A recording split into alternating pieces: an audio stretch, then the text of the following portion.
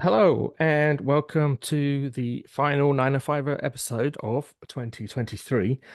And as I guess is now traditional for us and traditional for just about every other news, current affairs program in the known universe, we're going to look back on the year that was and also look forward to the new year to come and kind of review what we looked at and make some poorly or perhaps excellently informed predictions for the year to come.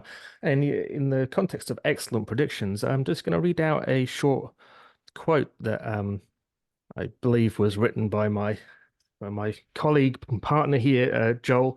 Um, and it's our prediction, and I suspect actually probably more Joel's prediction, if I'm completely honest, for 2023.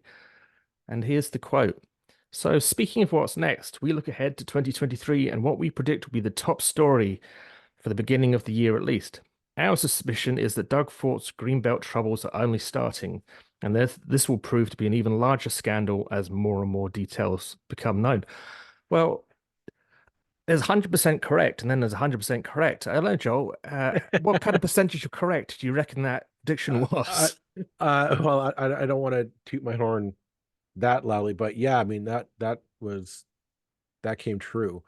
Um, I mean, and credit where credit's due. I would love to say it was all us, but it was a hunch that paid off. But the real people who did the heavy lifting and the hard work and the journalistic bona fides were the fine people at the Narwhal who they had a great year-end article where they just summed the whole story this year up. But Emma McIntosh and Fatima Sayed at the Narwhal have done a fantastic job of just being a dog with a bone on this one and just not letting it go. And as well, the other side of that, the we had on Tim Gray from Environmental Defense talk about their ongoing lawsuits to get this stuff to light, and they were the other kind of side of this project that just showed really just how let's be honest, let's call it a spade, corrupt and incompetent this government came on the housing file. The idea that they were in bed with developers to open up large swaths of the Greenbelt, despite the fact that they promised all of us, not just in the 905, but across the product, they wouldn't touch it. They did. They not only touch it, they meddled around with it. They messed it up. They were everything about it was just crooked and unseemly and just done wrong. Thankfully, now, thanks to articles in the Narwhal and to the good people at Environmental Defense, the government has been forced to basically retract everything that they've done on the Greenbelt because that's what happens when you get your hand caught in the cookie jar. Uh, they had no other game to play. There's no way you could save it. There's no way you could reimagine the policy or the process. It was just crooked from day one, and they got caught in it. I mean, this is a dare I say it? I mean, this is like a I don't like saying gate, but this is like a Watergate level of corruption. Like this is just every new door you open, every piece of paper you found, it just showed more and more corruption or incompetence on the part of the government to basically give over the greenbelt to I'm not saying all developers, a select few developers. That's the even the greasier part of it is that it's just entirely a backroom deal. So yeah, I mean, when I made that claim, did I suspect it was going to be this big? Not really. I thought it was just going to be a scandal that was just going to keep going for a few weeks. But the fact that it was about as corrupt can be. Um, I was a little surprised at that. I'll be honest. Um, but man, oh man, like that. This is. I every time you look on it, I look and say this has got to be the biggest corruption story, not in Ontario history. I'm going to put it up there as in Canadian history. Just the level of corruption that was unveiled here. I think it's right up there in terms of good old-fashioned corruption as we understand corruption. You know, you can say there are bigger things that have happened in Canadian history that are outrages, that are more outrageous, and obviously you could talk about the treatment of the First Nations and things like that. But that's a different kind of wrongdoing, if you like. Um, it's not definitely not an excuse. Definitely not an excuse. But many of the people involved in, say, in what amounted to, in many ways, if not entirely, to a attempt at genocide, thought they were doing good. I mean, does that give them any get out of jail? No, it doesn't. But this is people knowingly acting to line the pockets of friends, uh, uh, just allies, whatever, in the most kind of venal and obvious way. I mean, it's not complicated. They can they can deny it, but I mean, it's like really, it's just right there for everybody to see. And I think, I mean, I haven't gone back and checked the actual what we actually said in the episode this time last year, but I suspect that if I could predict, I probably had a more jaundiced view of whether this scandal would kind of get um traction. And the reason was that there'd been other scandals, as far as we're concerned, that had come and gone with remarkably little attention. It's like I don't see anybody being able to kind of get the traction in this story. It just seems that they can do what they like, and people are like, yeah, whatever, Mhm. it's fine. Um, um, but this one, for whatever reason, did catch the public imagination. I mean, partly it caught the public imagination because it's like old school. This is like old school corruption. It's like men in smoking cigars, and it has, Yeah, it reeks of that kind of backroom yeah. stuff. So it's easy to grasp in some ways. This is old Tammany Hall corruption. Yeah, Uh, and I eh, do think just the it shows once again what can happen when um decent journalism is done by somebody, and it's notable that it didn't come from the Globe or the Star. It came from the Narwhal, and also activists, good old-fashioned activists, really people who are not going to get rich or build huge reputations on the back of this, but just really believe in the cause. And again, we've spoken to environmental defense, and they've done incredible work, I think. Um, uh, uh, and insofar as the official opposition or the not so official opposition had much role to play in this, they were. I mean, I really feel they were Johnny come lately, and it really pissed me off actually when the NDP kind of when this all really hit the big time, that the NDP were kind of claiming credit, when the province reversed everything. It's like, yeah, well, thanks, we did this together. And it's like, I don't think we did do it together with you. I think well, other that's organizations did it together. well that I mean, this is you're right. I think this story is primarily a this is a grassroots story. I mean, this is clearly the government did something. They did it secretly. They did it behind closed doors. It was done. They knew, and the reason why we know that they were doing it secretly and they were doing it wrong is that they reversed it. When you're caught doing something wrong and there's no justification for it, it's not even a matter of like, it, people don't like it, but we think it's right, so we're going to push ahead. You did it wrong. There's no defense of it. And the reason why we know that is that they reversed it.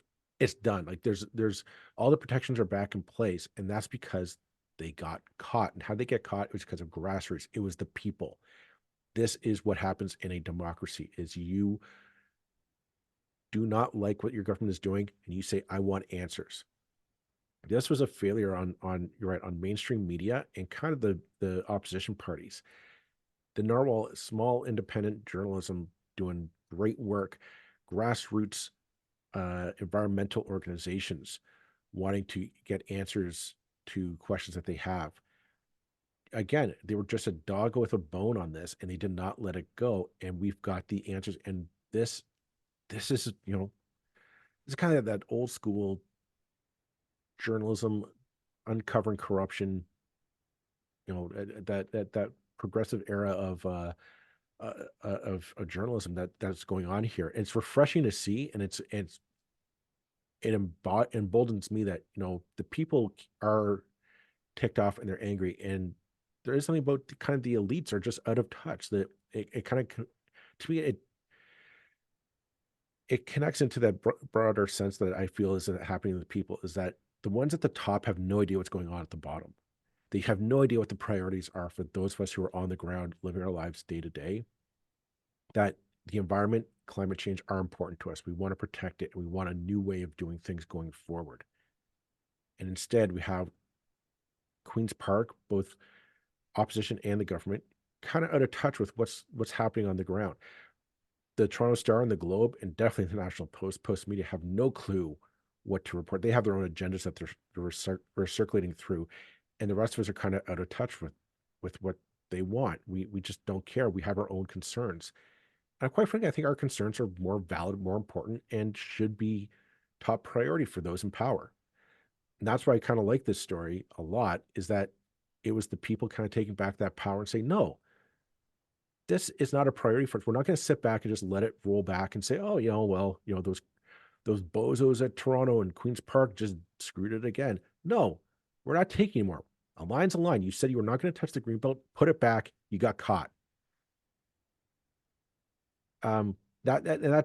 That's ultimately the crux of the story. I think is why this is so happening. I suspect there's going to be more to it as we go on in the next few years. There's going to be ties back to this, but this is something that will hang around Doug Ford and his government's head for the rest of time. I think so too. Yeah. I mean, I think if you look back at the liberal years, it always comes back. So you want to talk about why they ultimately lost, why ultimately they were kicked out. It always comes back to that gas plant story. The whether or not that was ultimately what forced them from power, or that saw them people vote them out. That was the kind of mental turning point, even though it was almost, I don't know, it's getting on for a decade almost after the scandal by the time they actually lost. That was kind of mentally people's like, okay, these guys are bums. Now, whether rightly or wrongly, and then I could talk all day about why a huge part of that story was unfair. Um, and my bias is being that I was involved with that party at the time that was happening. But um, uh, the in the mind of the population, whether it's rightly, wrongly, or otherwise, that was the turning point. And I feel like even if Doug Ford wins the next election, this is still something that's going to be coming back. This is something that's Mhm. going to dog them for the remainder of their time, however long that might be. Um, it, it- you know, Why don't we it, move it on to? focuses people's ire. The people who Yeah, already yeah. don't like them. It's like now it's like, why don't you like This is them? just, Well, you can't Greenbelt. kick this, free. And there'll be a reason. We're gonna come back to this thought later in the episode, folks, because we're gonna do a kind of a predictions for 2024, and this is gonna be a theme that we're gonna revisit. But so stick around to the end of the episode, folks.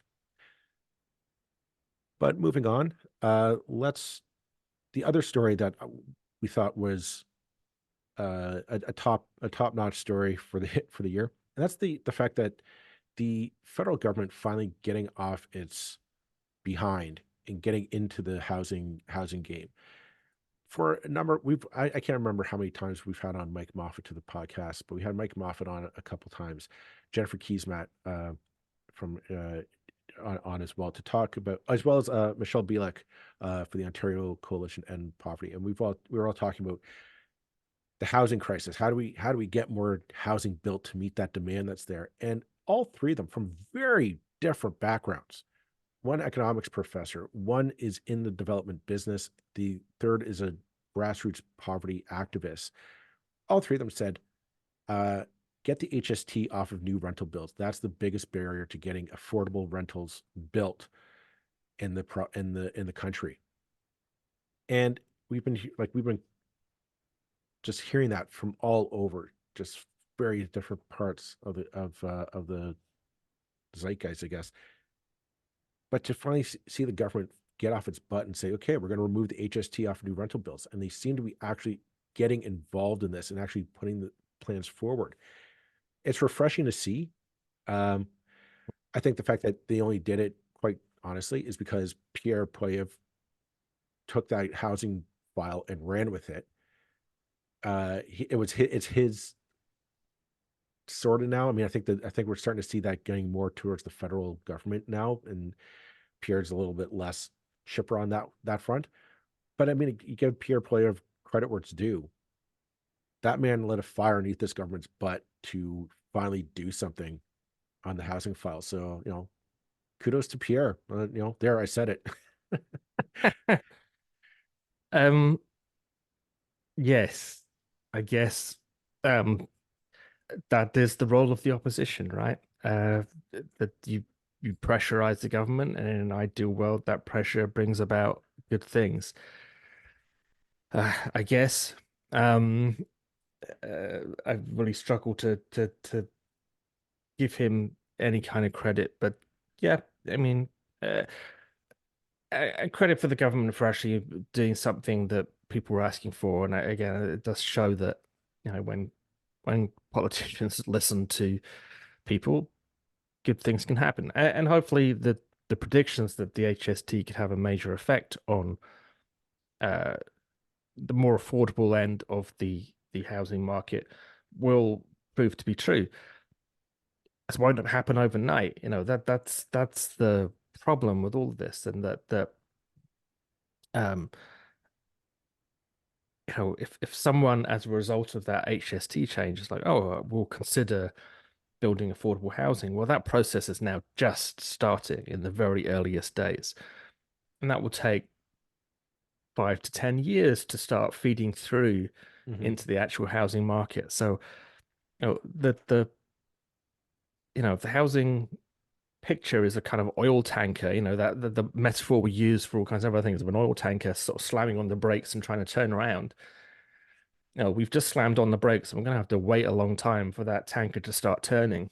Um, but, you know, that's just the story of housing, I guess. And really the tragedy is that so much time has been wasted. So, by the Right. province, in its complete ineffectuality. Um, we're just throwing away time, and the same goes for just the environment. The same goes for so many other things.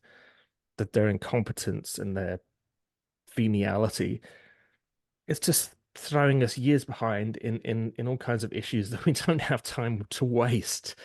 Uh, Right. dealing with.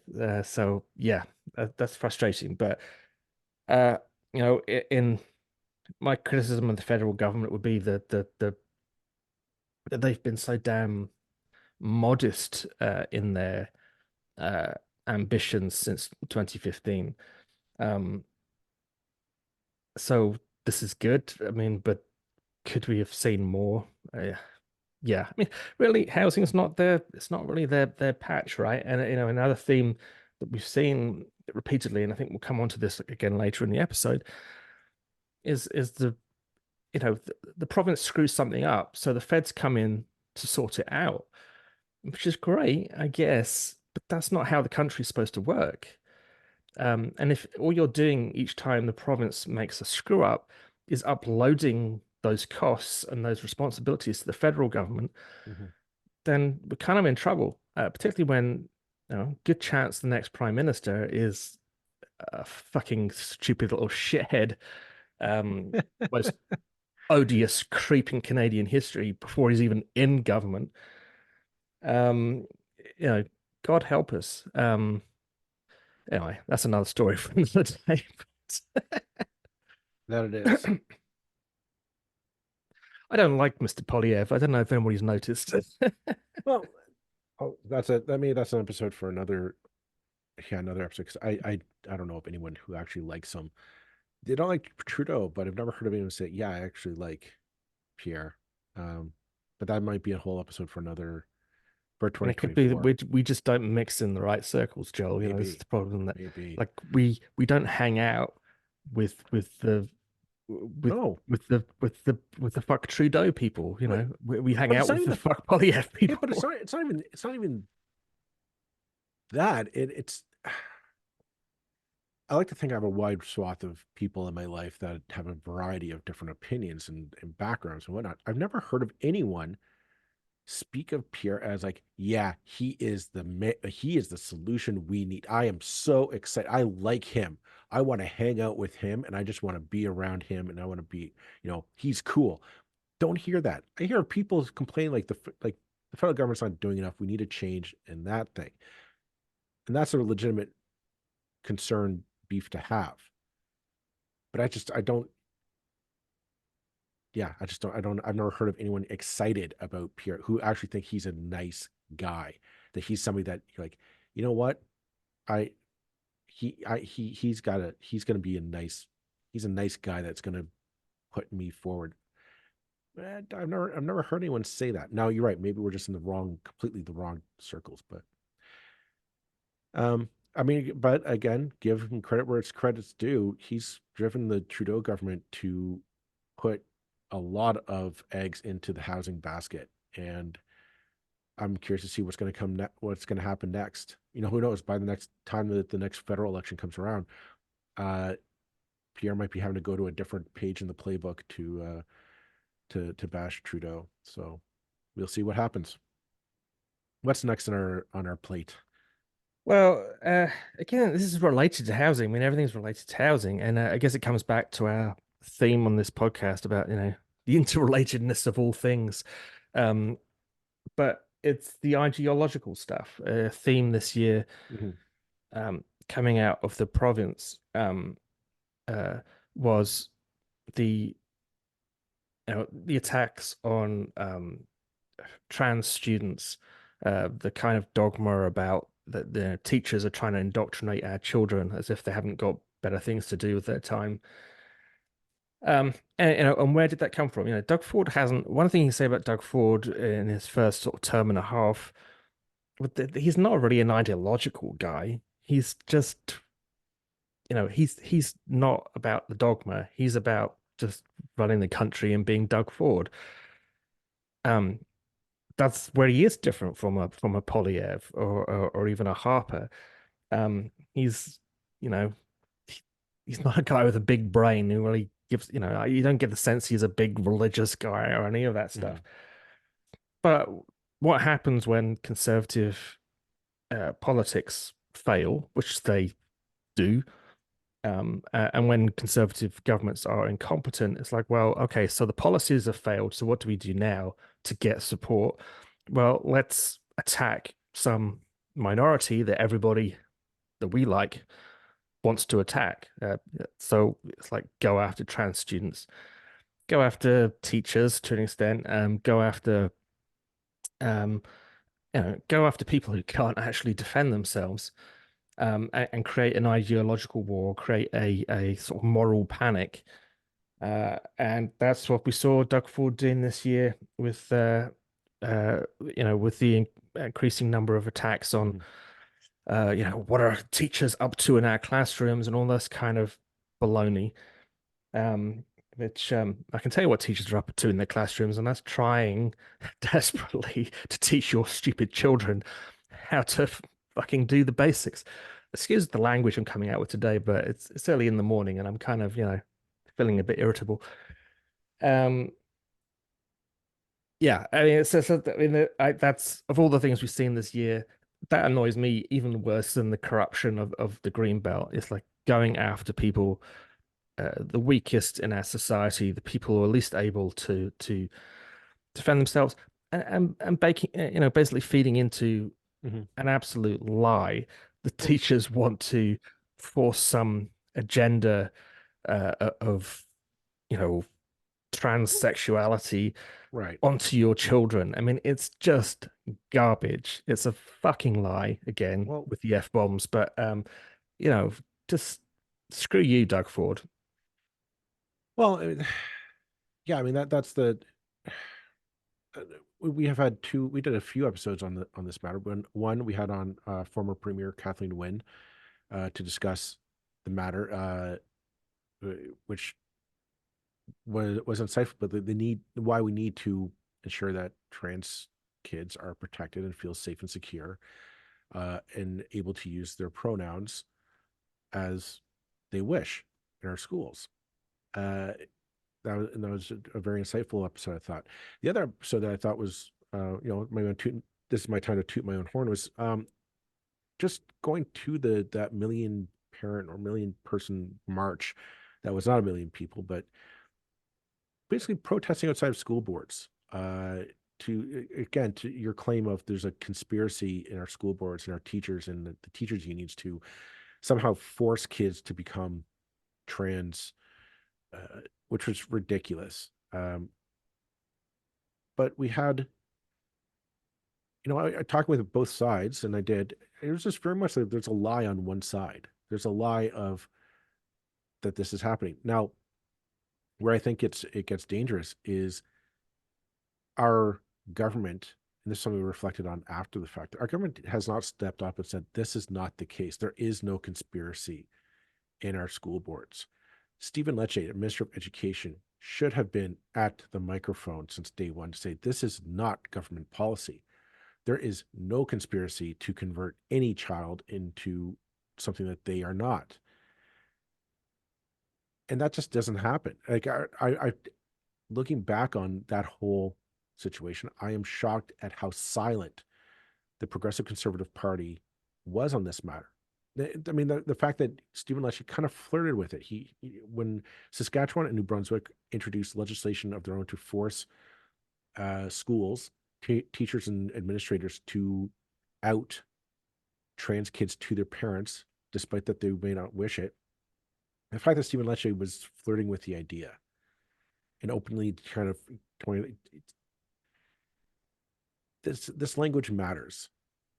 And you can say, well, he didn't actually do it. He didn't bring it. It's like, no, he doesn't have to, because there's a reason why. And again, my prediction for the next year ahead is what we're going to get into, and it comes back to this.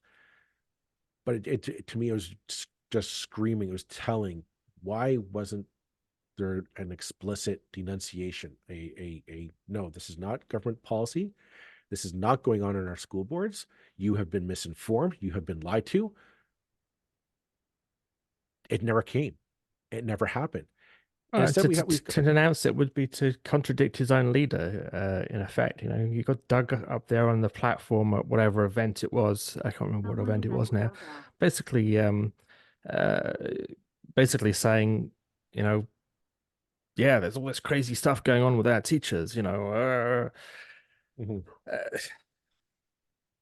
you know, as it's been put to me, teachers were just like, if they're trying to indoctrinate your children, just basic decent behavior would be what they all want, Well, so they can get through their day. we had the one episode, the follow up episode to that person march, where we had on student Jaden from a high school here in Burlington in the 905, who identifies as trans, and to hear their perspective on what's going on in our schools, kind of actually on the ground, was for me, it was so enlightening. I mean, I've been out of high school for 20 years now. I'm 20, 30 years. I'm removed. I am removed from that situation. And but to hear that, you know, you and I have said this a million times on this podcast. The next generation astounds us. They are so much more informed. They are so much more compassionate. They are so much more energetic and mobilized. It gives me a lot of hope that the next generation is going to be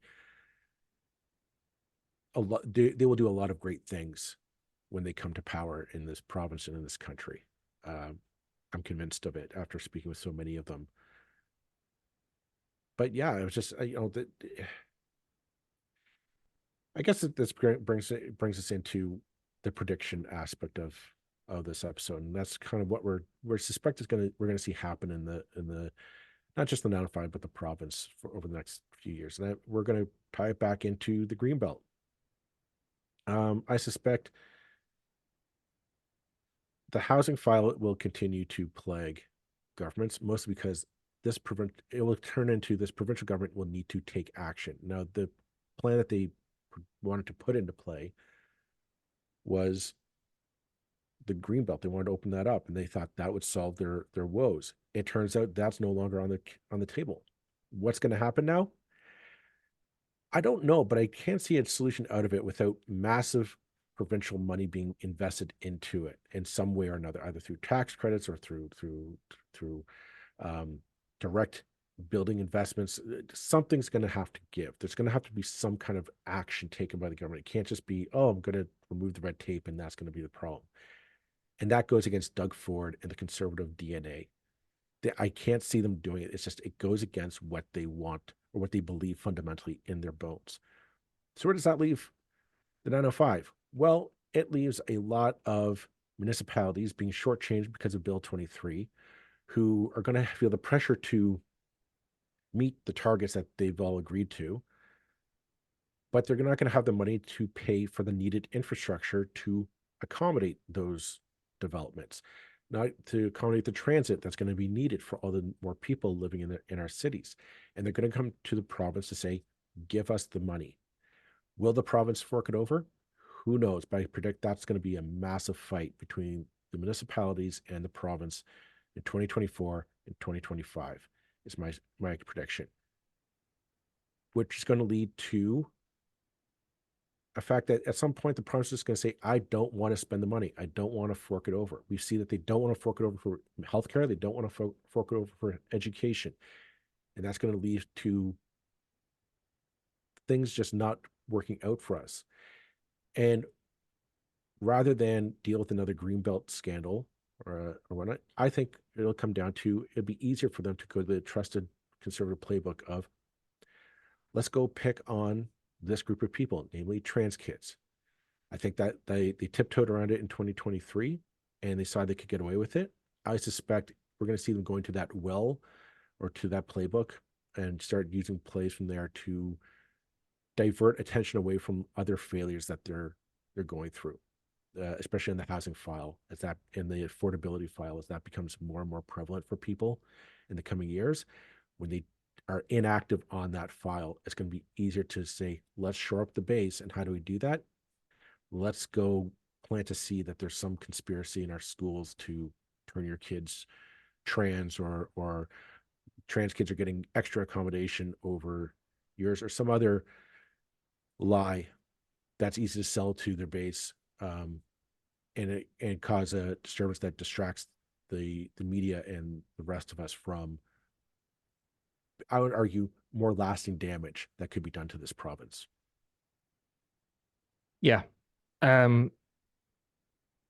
Yeah, I mean, I agree with those. Uh, Given your prediction last year, I'm certainly not gonna. I'm gonna go with whatever you say, Joel. I'm not giving you Vegas odds here, but I'm just uh, no, yeah, I mean, it's like that as right-wing governments fail, if they're not already in the ideological camp, which increasingly that's their starting position, not their ending position. But in some ways, Doug Ford's government is more traditional conservative, and then it wasn't very ideological. Doug Ford is not a naturally ideological guy. But because his policies are failing in every way, the Greenbelt issue, um, that's the core of Doug Ford's government. If like each government, you can kind of pick a theme that is the premier's baby to an extent. If you look back in Dalton McGuinty, he would have talked about education. I think with Kathleen Wynne, you would have talked about transit. And with Doug Ford, it's housing. And it's at the core of that was, we're gonna open up, we're gonna get rid of all this red tape, just let people build, build, build. And that's gonna fix everything. And it hasn't. It's utterly, utterly failed. And in the process, they got caught acting corruptly. Um, so what's left now? What is Doug Ford's government if it isn't that? Well, then you get into the desperation stakes. Okay, how do we shore up our base? Well, let's just attack, the perceived enemies, the people who are not actually enemies. And these things don't create jobs, they don't help the economy, but the only benefit of these kind of stories is that they keep governments in power. So yeah, I would predict more of that. I would predict more of it anyway because it's very much Polyev's playbook. It's really the only thing Polyev's got going for him, as far as I can see. Is well, not going for him, but that's Mhm. his politics is the politics of division. It's the politics of hate, of dishonesty, and dividing Canadian against Canadian in a way that I haven't seen in a country that I've lived in before. I've seen it in other countries, obviously the one to our south. But to see it sort of here on our doorsteps troubles me greatly. Um, but yeah, Doug's gonna go down that road because what else has he got? What else has he got?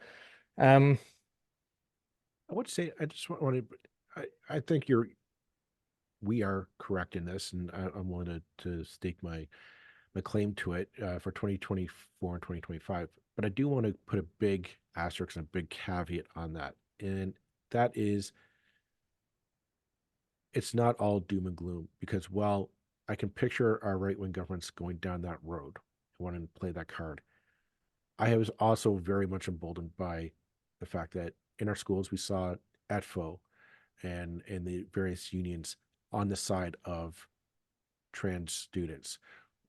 At those protests we saw an equal number of activists, um, progressives coming out to defend trans rights. I am encouraged that we have two opposition parties, the NDP and the Ontario Liberals, three, and as well as the Green Party, who are very much in pro trans rights.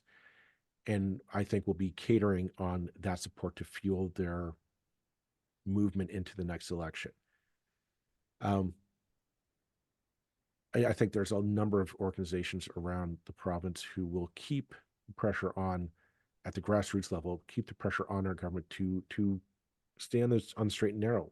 I think we see organizations like Environmental Defense who are going to see who are going to keep the pressure on to say, no, no, focus on the issues that matter, protecting the Greenbelt, sustainable development, building our cities in the 905 to be uh, more friendly to us.